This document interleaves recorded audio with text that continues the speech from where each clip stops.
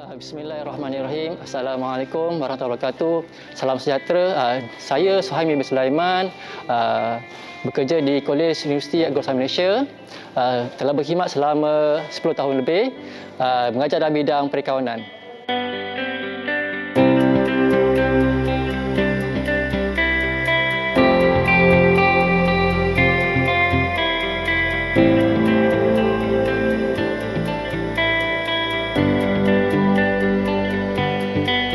Saya mengajar dalam bidang perikawanan, dalam subjek perikawanan kewangan dan perikawanan pengurusan.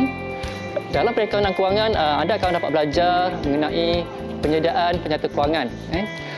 Dari penyata, kita akan mengetahui dari segi untung rugi perniagaan, mengetahui dari segi hutang berapa banyak dan dari segi berapakah aset yang kita ada sebenarnya.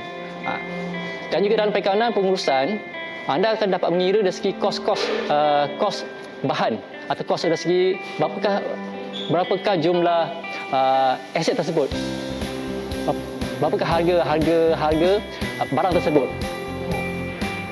Kenapa korang mesti belajar di UCAM? Apa yang best di UCAM? Kampus yang tenang, suasana nature vibes, memang sesuai untuk terus belajar. Tenaga pengajar berpengalaman dan bersedia pelajar.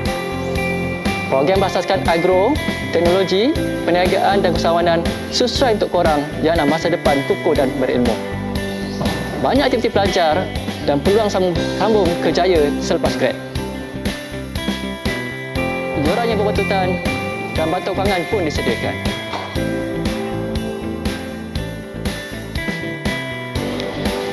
Jom study at UCAM untuk mengubah masa depan anda.